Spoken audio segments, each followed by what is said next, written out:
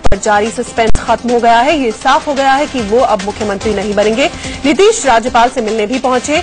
JDU फिर से सरकार बनाने का दावा पेश करेगी और कल पार्टी नए सीएम के नाम का ऐलान कर देगी। भले ही नीतीश कुमार मुख्यमंत्री नहीं रहेंगे, लेकिन अगला मुख्यमंत्री कौन होगा ये नीतीश ही तय करेंगे। जेडीयू विधायक दल ने सीएम चुनने की जिम्मेदारी नीतीश कुमार पर ही छोड़ दी है।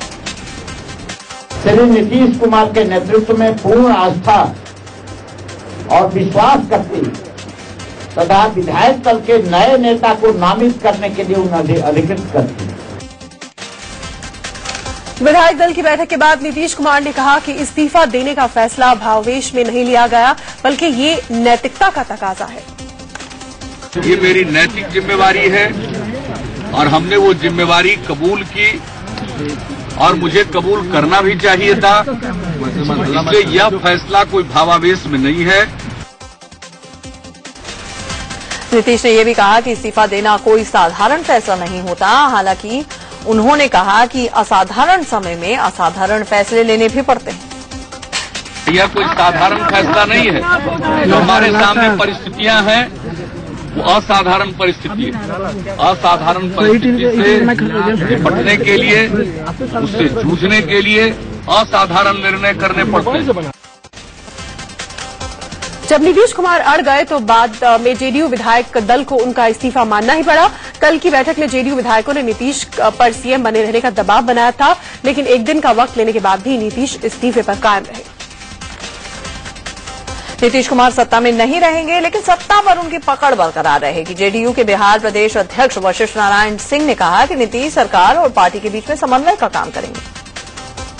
श्री नीतीश कुमार सरकार और पार्टी के बीच में समन्वय के रूप में कार्य करते रहेंगे और सरकार का मार्गदर्शन भी करते रहेंगे।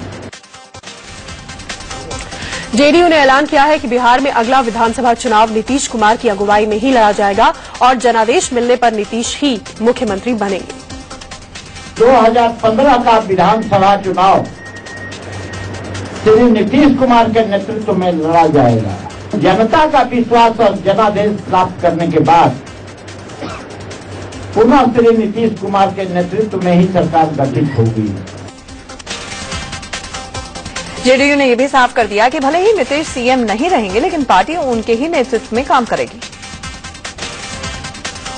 भले ही विधायक दल की बैठक के बाद जेडीयू ने औपचारिक तौर पर ऐलान किया कि नीतीश कुमार सीएम नहीं रहेंगे, लेकिन बैठक से पहले ही जेडीयू अध्यक्ष शरद यादव ने साफ कर दिया था कि नीतीश कुमार फिर से मुख्यमंत्री नहीं बनेंगे। शरद यादव ने यह भी कहा था कि नीतीश की जगह किसी और को मुख्यमंत्री बनाना कठिन फैसला तो है, लेकिन वाजिब भी होगा। ये कठिन फैसला है, लेकिन वाजिब फैसला है और ये देश को लक्ष्य करके किया है।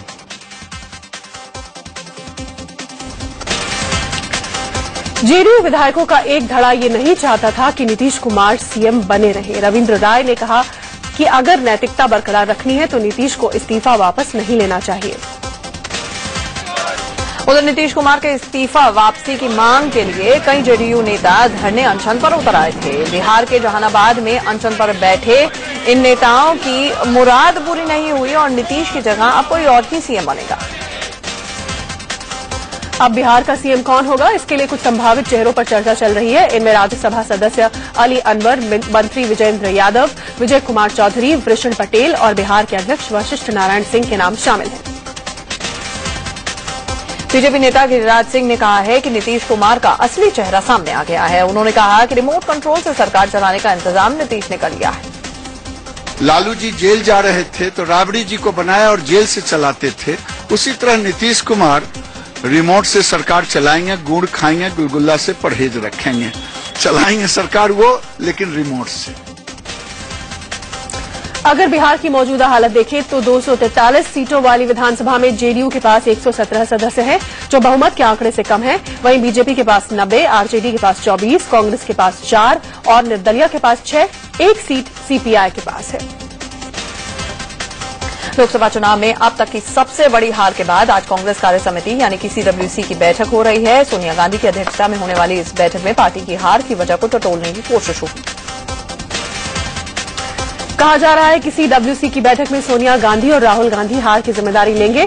हालांकि बाकी सारे नेता सोनिया राहुल की जगह हार के लिए सामूहिक जिम्मेदारी की बात करेंगे।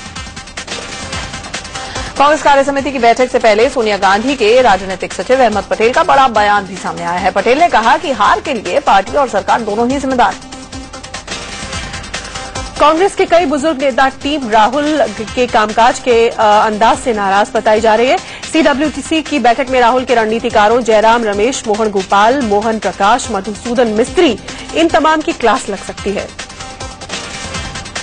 कांग्रेस अध्यक्ष सोनिया गांधी ने टीम राहुल के उस प्रस्ताव को खारिज कर दिया जिसमें पार्टी संगठन के फिर से गठन की बात कही गई थी। टीम राहुल का मानना था कि CWC के सदस्यों और महासचिवों का इस्तीफा लिया जाए, लेकिन सोनिया नहीं मानी। कांग्रेस सांसद कमलनाथ लोकसभा में विपक्ष के नेता हो सकते हैं। माना जा रहा है कि कमलनाथ के नाम पर बाकी विपक्षी दल मान जाएं।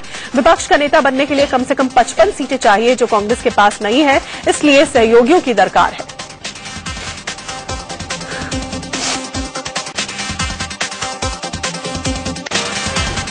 सूत्रों से खबर है कि राहुल गांधी को विपक्ष का नेता बनाने के लिए सहयोगी दल नानुपुर कर रहे हैं, जिसके बाद कांग्रेस ने राहुल को आगे करने का विचार छोड़ दिया है और वरिष्ठ कांग्रेस नेता कमलनाथ पर दांव लगाया जा रहा है।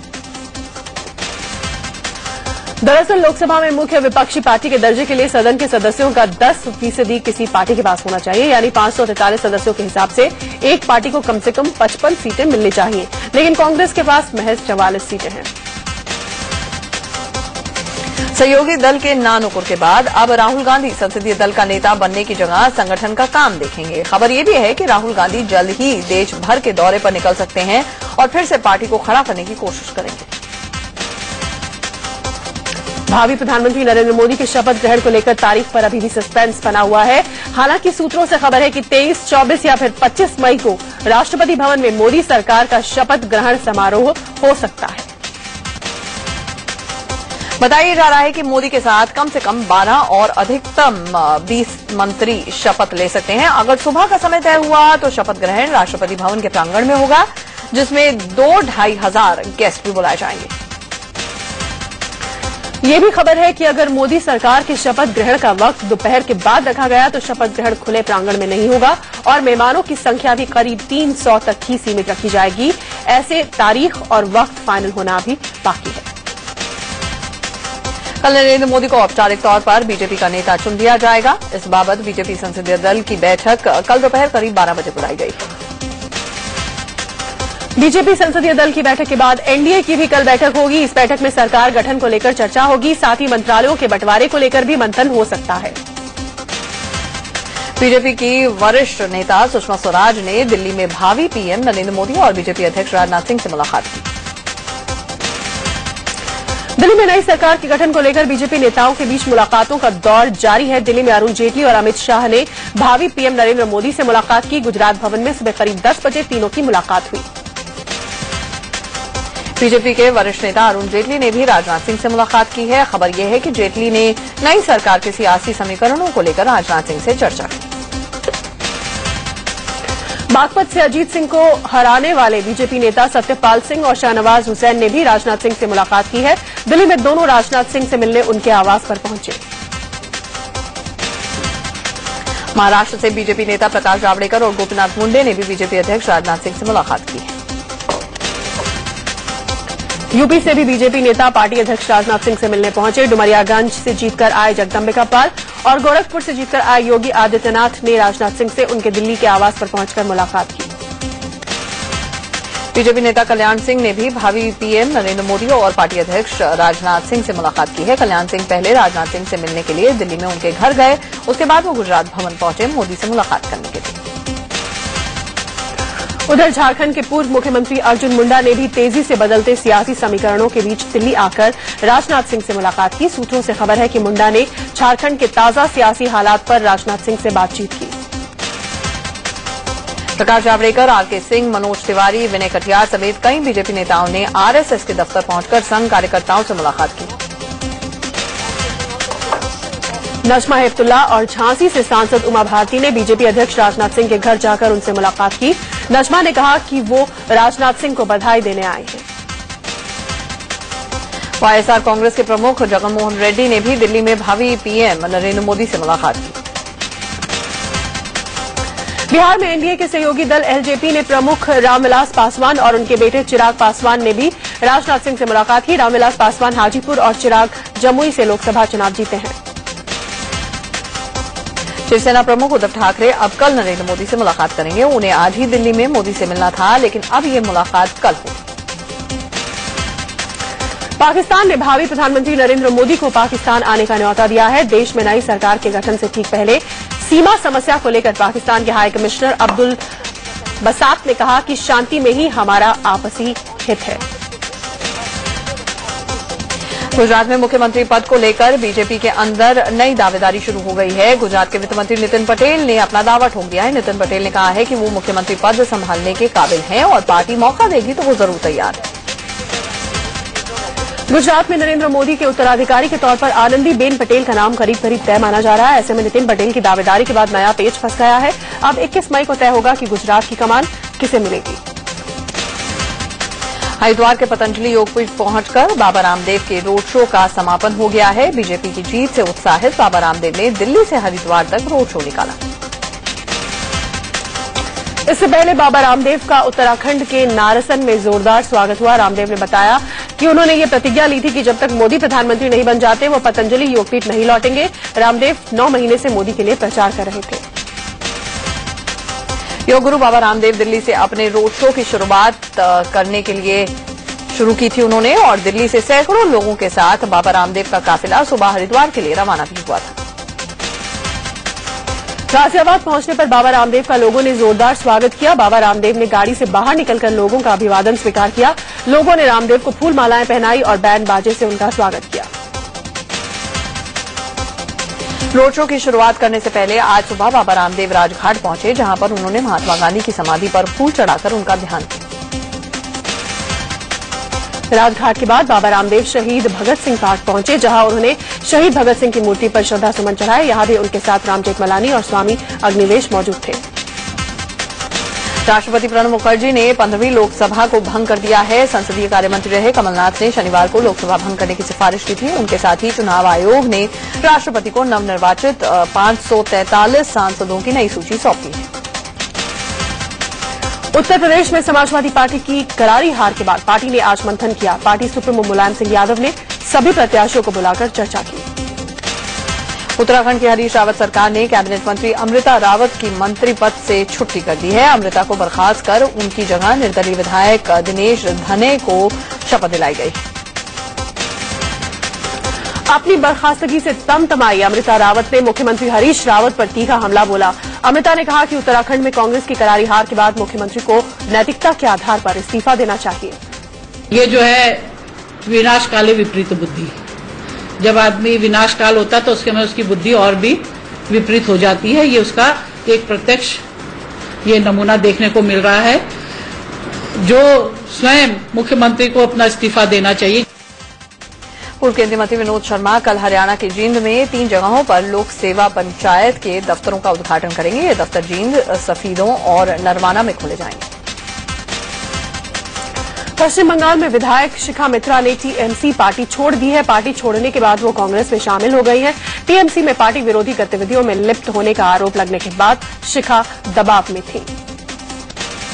16वीं लोकसभा में हर तीसरे सांसद का दामन दागदार है। 543 सांसदों में से 186 सांसदों पर क्रिमिनल केसेस हैं, यानी कि कुल 34% सांसदों पर आपराधिक मामले चल रहे हैं। एसोसिएशन फॉर डेमोक्रेटिक रिफॉर्म्स ने 541 नवनिर्वाचित सांसदों के हलफनामे का आकलन किया। बीजेपी के 282 सांसदों में से 98 सांसदों पर आपराधिक केस है, वहीं कांग्रेस के 44 सांसदों में से 8 पर क्रिमिनल केस है। इस मामले में बाकी दल भी पीछे नहीं है। एआईएडीएमके के 37 सांसदों में से 6 और तृणमूल कांग्रेस के 34 में से 7 सांसद के खिलाफ केसेस दर्ज हैं, जबकि शिवसेना के 18 सांसदों में से 15 पर आपराधिक मामले। देश के भावी प्रधानमंत्री नरेंद्र मोदी के लिए मुंबई की एक फैशन डिजाइनर साई सुमन ने एक स्पेशल सूट तैयार किया है। उन्हें उम्मीद है कि शपथ ग्रहण के दौरान मोदी यही सूट पहनेंगे। सुमन ने मोदी के लिए एक जोधपुरी सूट तैयार किया है। प्रधानमंत्री की कुर्सी संभालने के बाद नरेंद्र मोदी दिल्ली की तर्ज पर अपने संसदीय क्षेत्र वाराणसी में मिनी पीएमओ बना सकते हैं। बीजेपी सूत्रों की माने तो मोदी की एक पूरी टीम वाराणसी में मौजूद रहेगी, जो उनके हर प्लान को अंजाम तक पहुंचाएगी। इस टीम के जरिए मोदी काशी के लोगों के संपर्क में रहेंगे। खबर यह भी है कि ये टीम काशी के विकास का ब्लूप्रिंट तैयार कर रही है, जिसे जल्द मोदी के सामने रखा जाएगा। बीजेपी के अंदरूनी सूत्रों के मुताबिक मोदी के इस मिनी ऑफिस के लिए बिल्डिंग भी ढूंढ ली गई। मध्य प्रदेश के मुख्यमंत्री शिवराज सिंह चौहान ने कहा कि नरेंद्र मोदी के प्रधानमंत्री बनते ही उनके प्रदेश के रुके हुए विकास कार्य तेजी से पूरे किए जाएंगे।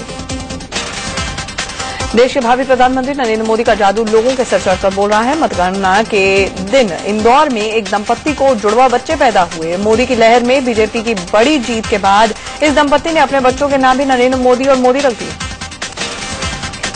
ममता बनर्जी के गढ़ में भी नरेंद्र मोदी की दीवानगी लोगों में जमकर देखी जा रही है। कोलकाता की मिठाई की दुकान में मोदी ब्रांड की मिठाइयां जमकर बिक रही हैं।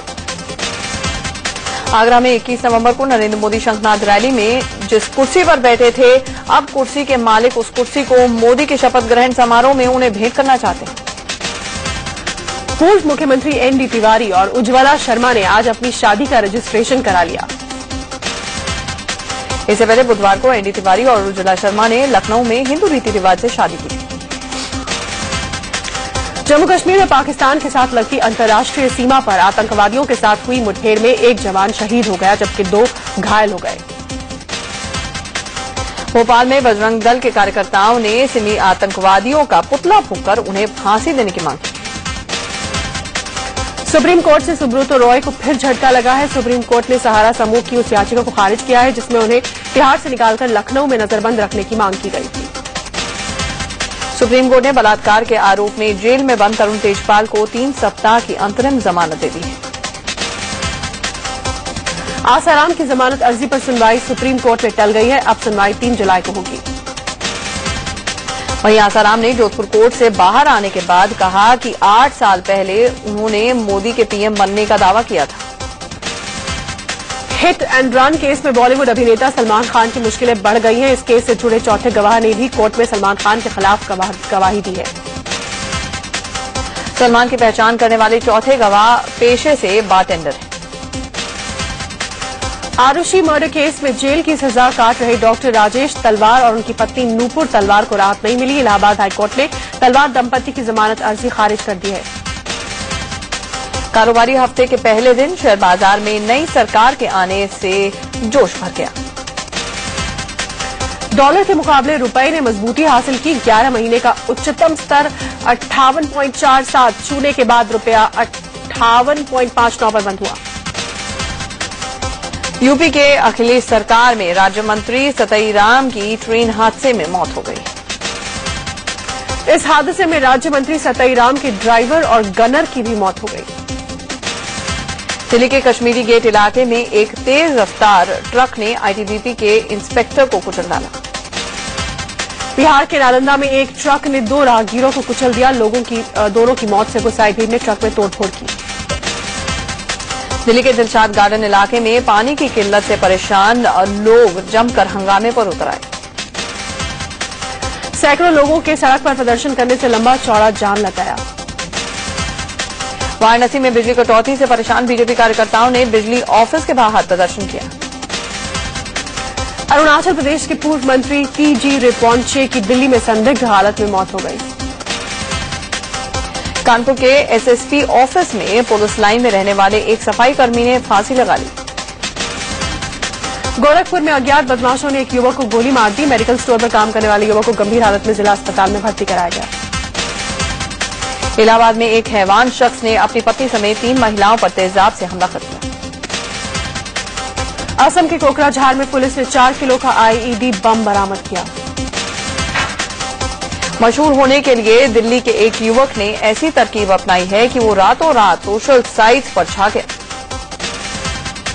दरअसल इस युवक ने हिडन कैमरे के सामने अपने पापा को बताया कि उसकी गर्लफ्रेंड प्रेग्नेंट हो गई। ये सुनते ही उसके पिता का गुस्सा फूट पड़ा और उन्होंने उसकी धुनाई शुरू कर दी, जो हिडन कैमरे से रिकॉर्ड हो गई।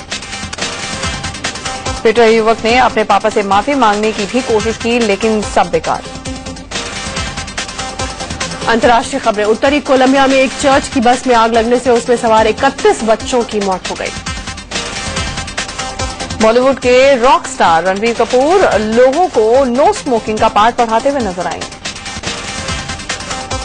अभिनेत्री ऐश्वर्या राय बच्चन फिल्म इंडस्ट्री में कमबैक करने जा रही हैं। खबर है कि ऐश्वर्या जाने माने फिल्मकार संजय गुप्ता की फिल्म जज्बा में काम करने जा रही हैं।